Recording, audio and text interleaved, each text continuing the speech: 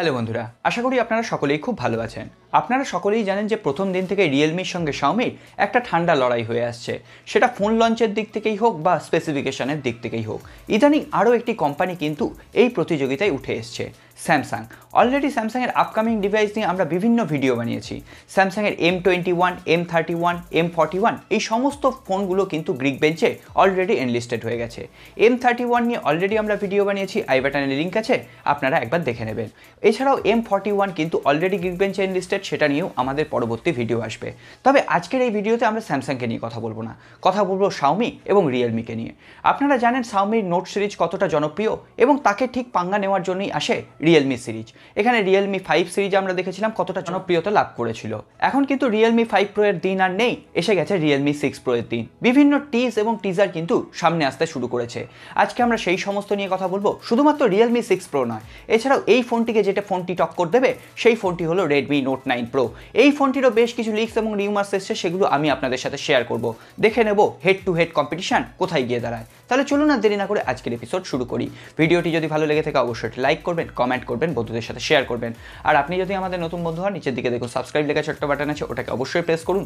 সাথে সাথে bell icon এবং তার পাশে যে অল নোটিফিকেশন আইকনটি আছে ওটাও প্রেস করতে ভুলবেন না, যাতে আমাদের নেক্সট কোনো এপিসোড আপনার মিস না হয়ে যায়। আসুন আজকের ভিডিও শুরু করি।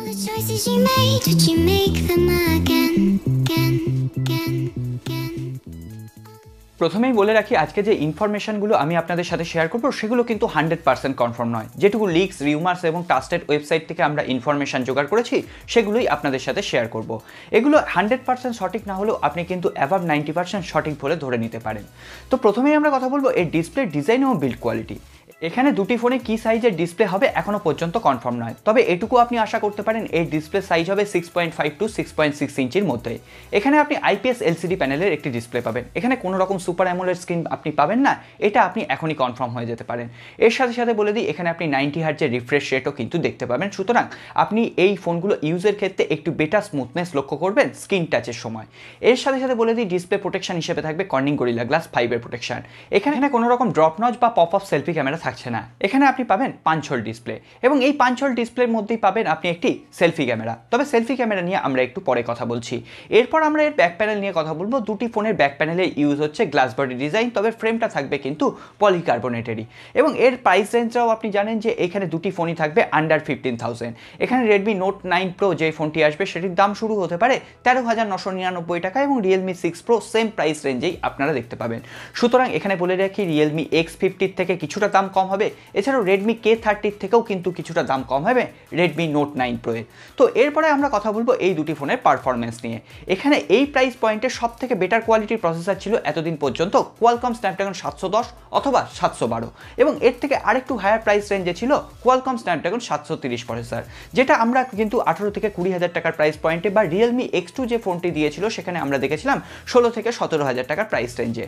তবে এই প্রাইস রেঞ্জে যেহেতু এই ফোনটি আসছে না, এই ফোনটি আসছে যেহেতু 15,000 টাকার প্রাইস রেঞ্জে, সেখানে আরেকটি কোয়ালকমের তরফ থেকে নতুন প্রসেসর সদ্য লঞ্চ হয়েছে।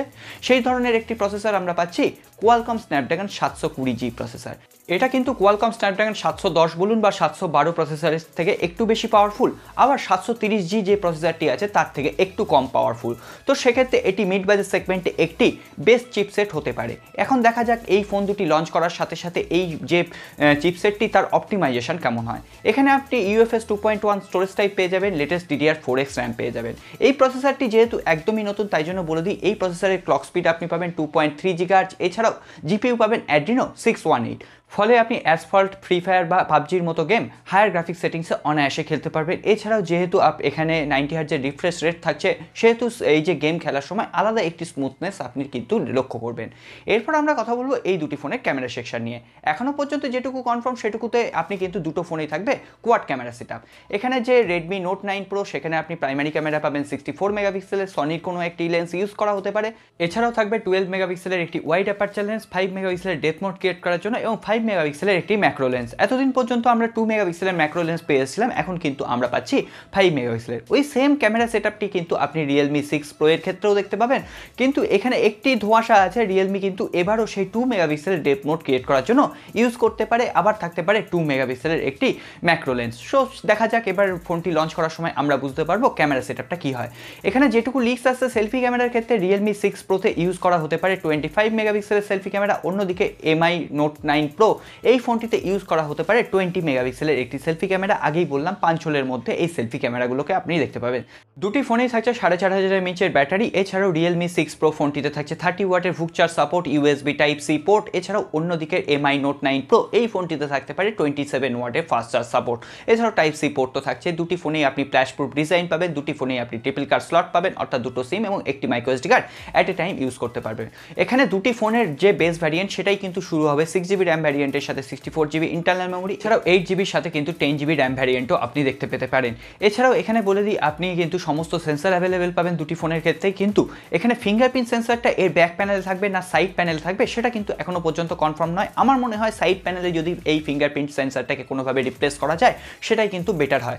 অন্তত পেছনের ব্যাক প্যানেলটা এখন তো ক্যামেরার জন্য অর্ধেকটা ভর্তিই থাকে, ফিঙ্গারপ্রিন্টের জায়গাটা অন্তত একটু ফাঁকা থাকবে। আমার চোখে একটু দেখতে ভালো লাগে, এটা কিন্তু অনেকটাই ব্যক্তিগত ব্যাপার, আপনারা কেমন পছন্দ করেন। তো সেক্ষেত্রে আমি কিন্তু সাইড প্যানেলে ফিঙ্গারপ্রিন্ট সেন্সর বেশি পছন্দ করি। এরপর দেখে নেব এই দুটি ফোনের লঞ্চ ডেট। এই দুটি ফোনই কিন্তু আপনি মার্চ মাসের মধ্যে ইন্ডিয়ার বাজারে অ্যাভেলেবেল পেয়ে যাবেন Realme এবং Xiaomi তরফ থেকে যেটুকু কনফার্মেশন পাওয়া যাচ্ছে। এবং এর প্রাইস পয়েন্ট নিয়ে আমরা ভিডিওর একদমই প্রথমে কথা বলেছি, দুটি ফোনই কিন্তু 15,000 টাকার প্রাইস রেঞ্জে হবে, দরকার পড়লে কিন্তু এটা 14,000 টাকার প্রাইস পয়েন্টেই আসবে। বাংলাদেশে গেলে এটা কিন্তু 18 থেকে 20,000 টাকার প্রাইস পয়েন্টে পেয়ে যাবেন আপনি এর বেস ভ্যারিয়েন্টে। এবার কিন্তু Realme অফিসিয়ালি এই ফোনগুলো বাংলাদেশের বাজারেও লঞ্চ করতে পারে, যদিও কনফার্ম নয়, তবে আশা করা যায় Realme 6 সিরিজের হাত ধরেই Realme কিন্তু অফিসিয়ালভাবে বাংলাদেশে প্রবেশ করতে চলেছে। এখন শুধুমাত্র সময়ের অপেক্ষা Redmi Note 9 Pro versus Realme 6 Pro। এরপর ফোন দুটি সম্পর্কে আরও কোনো ইনফরমেশন পেলে অবশ্যই আমি আপনাদের সাথে শেয়ার করব। তার জন্য কিন্তু আপনাদের অবশ্যই ভিডিওটি লাইক করতে হবে, কারণ আপনাদের একটি লাইক আমাদের নতুন নতুন ভিডিও তৈরি করতে অনেক বেশি ইন্সপায়ার করে। নতুন বন্ধু হলে নিচের দিকে দেখুন সাবস্ক্রাইব লেখা একটি ছোট্ট বাটন আছে, ওটাকে অবশ্যই প্রেস করুন। সাথে সাথে বেল আইকনটাও প্রেস করতে ভুলবেন না, যাতে আমাদের নেক্সট কোনো এপিসোড আপনার মিস না হয়ে যায়। একটা ছোট্ট ইনফরমেশন আপনাদের জন্য শেয়ার করে দিই, আমরা টেলিগ্রামে একটি নতুন চ্যানেল খুলেছি, যেখানে আমরা ফ্লিপকার্ট এবং অ্যামাজনের উপর ডেলি বেস্ট অফার সংক্রান্ত রিলেটেড বিষয়গুলো নিয়ে আলোচনা করতে থাকি। আপনারা চাইলে টেলিগ্রাম গ্রুপে জয়েন করতে পারেন। ফেসবুক এবং ইনস্টাগ্রামে আমাদের পেজ আছে, যেখানে আমরা ডেলি টেক আপডেটগুলো শেয়ার করতে থাকি, সেখানেও আপনারা কিন্তু আমাদের চাইলে ফলো করতে পারেন। দেখা হবে আগামী পর্বে, খুব ভালো থাকবেন, নমস্কার।